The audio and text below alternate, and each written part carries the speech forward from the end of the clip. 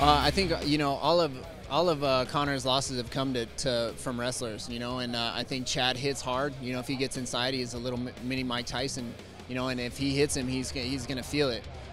Conor's striking is awesome too, but I think he's very prepared to go into the later rounds, and I think if Chad goes into the later rounds, he might have a little bit of trouble. I like his style, man. Southpaw, switches his stance up nice. Talks real cool. That accent he has makes it entertaining to me. I like it for that reason. But we were signing posters together. He's a cool guy, man. Talks real good. Has real good charisma. So what I like about that fight is there's real animosity and there's a real dislike there. So that's going to bring fireworks. That's a hard fight to call because that you want to camp for a fight like that. I mean, big ups to props to Chad Mendes for taking the fight. But me personally, I like to be in shape for a fight like that. But the way Mendes is and the way his camp is, I'm pretty sure he'd be in pretty good shape the way they hang.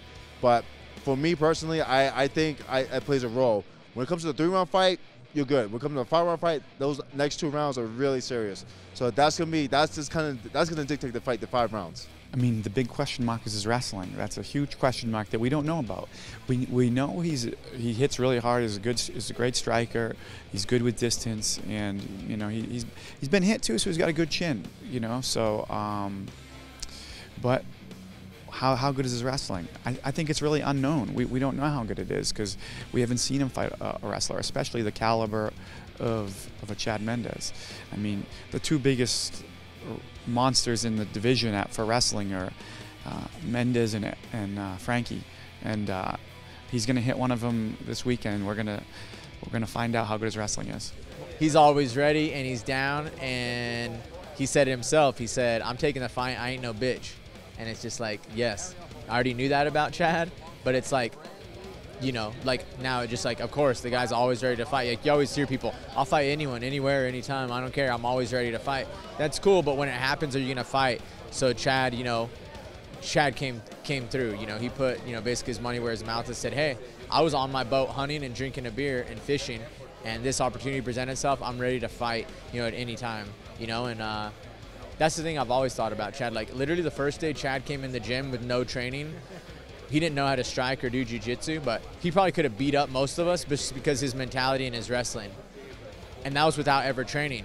Now, we're 6 years later. He has training, he has fights, he's fought for the world title, he's done this. So it just strengthens the facts that I already knew about Chad, is that the guy's just always ready, and he's going to go in on a 2-week notice and, and win the interim UFC title. I do give the edge to Chad because the only thing I can do as a fighter, as an analyst, is go on what we've seen. I have to see evidence, and it doesn't mean that Conor isn't capable of stopping a wrestler like Chad Mendes. It doesn't mean he's not capable of coming back from adversity or adjusting to opponent on the fly or submitting a high-level guy like Chad. It's just that the only thing I can do is go on what we've seen, and we've only seen him against other jiu-jitsu guys and high-level strikers, and he's had the answer for those guys. I don't know about the high-level wrestler, and that's the only question mark, especially guys from the UK area, from Europe. They don't have that same high-level wrestling that we have here. So how much has he been exposed to it?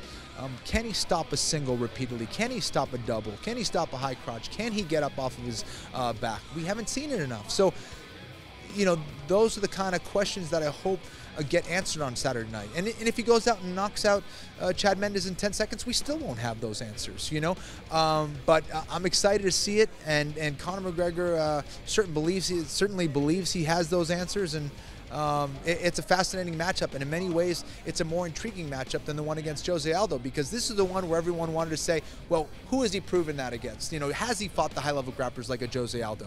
We're going to find out. Well, first of all, I want to clarify that wrestling gets guys injured, and it doesn't finish fights. Now, I had a problem with it in the past, but now I can actually do something about it. The fight goes on the feet. My mentality is I'm going to beat your ass. Wrestling ain't going to save you. I'm going to knock you up. Well, Ben, what if they take you down? I'm going to continue to beat your ass. And my jiu-jitsu is going to submit you. I'm going to break something on you. It doesn't matter. So let's clear that up. Second, what else? Yeah, Mendes it is tough though. A good wrestler gets in and you let them do their thing. Yeah, they can be a nightmare. If you don't have a submission game to do something about it, you can have a bad day. There's no doubt.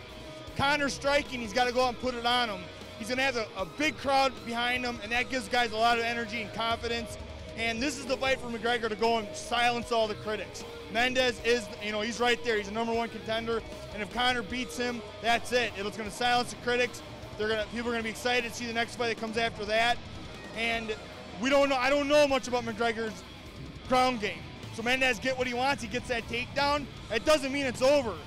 Armbar stops wrestling real quick. So I guess we're going to find out what happens.